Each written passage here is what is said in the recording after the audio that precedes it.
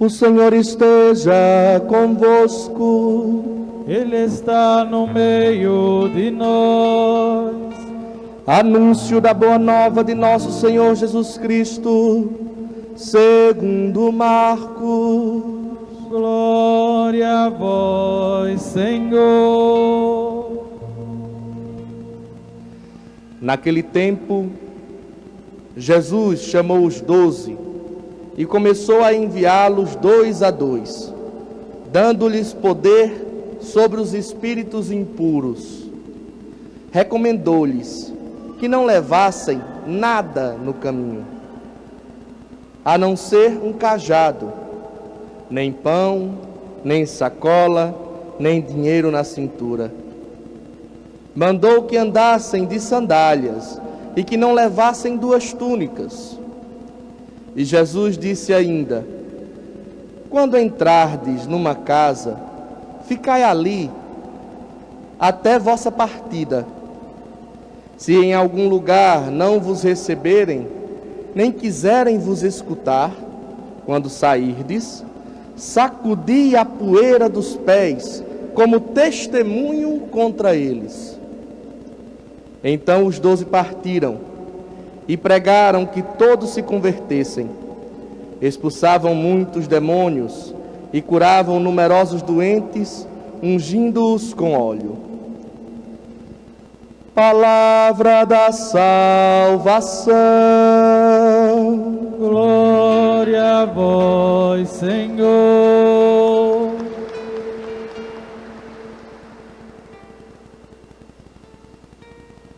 Caro irmão Padre Cícero, queridos irmãos e irmãs aqui presentes, queridos irmãos e queridas irmãs que nos acompanham pelas redes sociais da nossa paróquia e pela rádio salesiana Padre Cícero. Hoje a liturgia destaca uma característica que é muito própria de todo cristão: a profecia. Eu sei que todos sabem, mas vale lembrar que quando nós somos batizados e nós somos enxertados, unidos a Jesus Cristo, nós herdamos dele 3 características importantes. 3 características que nos impelem, nos levam à missão, à vocação de cristãos no mundo.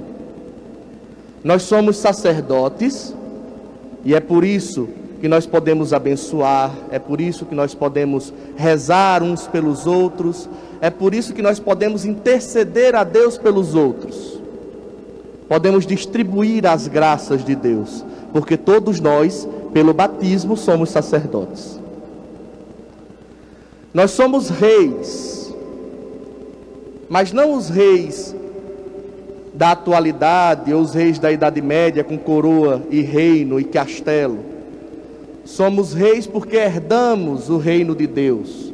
Somos reis com a humildade do Rei Jesus Cristo, o maior de todos os reis, que mesmo sendo o maior de todos os reis, entrou em Jerusalém montado em um jumentinho. E somos profetas. E ser profeta não significa prever o futuro. Ser profeta significa anunciar com a palavra e com a vida a palavra de Deus, que é o próprio Jesus. Ser profeta significa também denunciar as injustiças e buscar a justiça. E essas 3 características fazem com que o cristão seja um cristão autêntico. A vivência do seu sacerdócio, distribuindo as graças de Deus, da sua realeza humilde e da sua profecia, do profetismo, do anúncio da palavra e da denúncia da injustiça. E hoje as leituras trazem principalmente essa característica, essa terceira característica que eu falei, que é a profecia. E começa nos mostrando o testemunho de Amós. Nós podemos pensar, para ser profeta eu tenho que ser doutor em teologia, eu tenho que ser uma pessoa preparada, eu tenho que ser uma pessoa que estudei bastante tempo, a Bíblia, a teologia, a filosofia para ser profeta. Não, veja Amós. Amós era vaqueiro e criava sicômoros. Era um agropecuarista da época, pequeno, não era um grande fazendeiro. E ele diz: enquanto eu estava pastoreando, eu estava lá, guiando as minhas reses, o meu gado, o Senhor me chamou e disse: vai e anuncia a todo Israel, com coragem. E quando Amazias veio para ele dizer: olha, aqui você não profetize não, aqui é o santuário do rei, aqui em Betel não dá certo essa sua profecia, então vá profetizar em outro canto, vá pregar em outro canto. Ele disse: não, Deus me tirou do meio das minhas vacas, dizendo para eu profetizar em todo Israel, inclusive em Betel. E ele profetizou, e ele anunciou, e pagou caro por isso. Todo profeta, ele sofre retaliação de alguma forma, porque muitas vezes a palavra profetizada, ou o testemunho de vida que ele traz, o testemunho dessa palavra em sua vida, incomoda as pessoas, porque as tira de sua zona de conforto, as impele à mudança, e isso incomoda. Isso perdura até hoje. Todo profeta é assim. Quantos e quantos profetas dos nossos dias não foram chamados de loucos,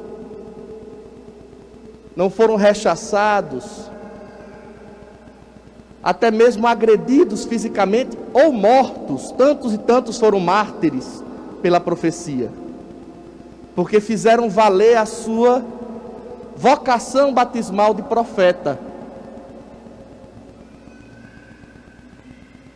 Padre Cícero, por exemplo, foi um desses. O Padre Cícero Romão Batista, o nosso patrono aqui da cidade de Juazeiro. Quantas vezes Padre Cícero não foi perseguido pela própria igreja, pelos grandes da hierarquia da igreja, que viam nele uma ameaça ao poder. Por quê? Porque ele conseguia instruir os mais simples. E eu digo a vocês, aquele que está no poder geralmente não quer um povo instruído. A pessoa que tem um poder despótico, ou seja, aquele poder que oprime, o poder opressor, geralmente não quer que o povo seja instruído. E é por isso que o profeta, que traz a educação, que traz a reflexão, que traz a verdade, traz a ciência, é mal visto. É mal visto, porque está instruindo o povo, está fazendo o povo pensar. Entendam, opressores não querem que o povo pense, quer tratar o povo como gado, como ovelhas que não pensam. Ainda que muitas vezes a Sagrada Escritura diga que nós somos ovelhas de Jesus Cristo, mas o Cristo é um pastor que se abaixa para levantar a ovelha. Se a gente for olhar de fato, nós não somos ovelhas, porque somos seres pensantes, nós temos nossas cabeças, nós temos nosso senso crítico, e é isso que os opressores, as pessoas que estão no poder oprimindo o povo, querem acabar, o senso crítico do povo. E o profeta, ele tem esse dever de tocar nessa ferida e fazer o povo pensar. Os apóstolos também foram assim. E como eu disse, isso vem até hoje. É característica própria do profeta incomodar. Se o lugar em que ele está não está de acordo com a palavra de Deus, é claro que a vida dele e a palavra dele, do profeta, vai incomodar. Porque é uma vida e uma palavra que mostram a necessidade de conversão. E eu vou dizer a vocês, converter-se não é uma coisa fácil. Incomoda. Nos impele, nos pede mudanças diárias. E isso daí incomoda. Tira-nos da zona de conforto. No Evangelho, quando Jesus envia os 12, de 2 a 2, Ele os envia na simplicidade. Ele primeiro fala, olha, não leve muita coisa, para que a vida de vocês já anuncie a palavra de vocês, antes mesmo de vocês começarem a falar. São Francisco de Assis, vão pregar, vão para as cidades, diziam os seus primeiros frades, né? Vão para as cidades e comecem a viver no meio deles. E se preciso for, falem. O que significa isso? A primeira pregação é com a minha vida. Eu devo mostrar a palavra de Deus pelas minhas ações, pelo meu jeito de ser. Só a partir daí é que eu vou poder falar de Deus com autoridade. Quando eu der testemunho de minha vida, testemunho de Deus em minha vida. E é por isso que o Senhor coloca, não leve dinheiro, não leve 2 túnicas, vão na simplicidade. Comecem a anunciar com a vida simples de vocês. E uma coisa interessante aqui. Quando você chegar numa casa, primeiro, fique lá até ir embora. Não fique pulando de casa em casa procurando coisa melhor para você. Então, se Dona Maria me acolheu na casa dela, e na casa de Dona Maria eu encontro uma redinha para dormir, eu encontro um cafezinho que me sustente para a minha missão, e eu não estou trazendo nenhum tipo de prejuízo para a família dela, eu fico lá. Eu não vou ficar procurando a casa que vai ter um pão com mortadela. Eu não vou ficar procurando a casa que vai ter um churrasco. Eu vou ficar na primeira casa que me acolher. E lá vou ser grato e feliz por aquilo que aquela família está me proporcionando para a missão que eu estou fazendo. E claro, se possível, eu vou ajudar aquela família da forma que eu puder. É isso que o Senhor estava querendo falar. Para que ninguém seja peso para ninguém. Outra coisa, e essa aqui é muito importante para os dias atuais. Se você chega em um lugar em que a palavra de Deus ela não é bem recebida, ou em que a sua busca por justiça não é acolhida, ou em um lugar em que, mesmo diante de sua pregação e de sua argumentação, as pessoas queiram continuar na injustiça e na opressão, saia de lá e sacuda as sandálias em testemunho contra essas pessoas. Jesus Cristo podia dizer assim: sai de lá caladinho e volta para o teu caminho. Ele poderia dizer: sai no meio da noite e vai para outro canto. Mas não, ele diz: sacode as sandálias. O que significa isso para nós? Se você vir uma injustiça, se você vir um lugar, uma situação de opressão, e que mesmo depois de sua denúncia, mesmo depois de sua exortação, de sua orientação, aquele lugar não mudar, denuncie. É obrigação do cristão denunciar a injustiça. É obrigação do cristão denunciar a opressão. Porque eu digo a vocês, meus irmãos e minhas irmãs, em uma situação de opressão, em que existe o opressor e o oprimido, se um de nós ficarmos calados, nós estamos do lado do opressor.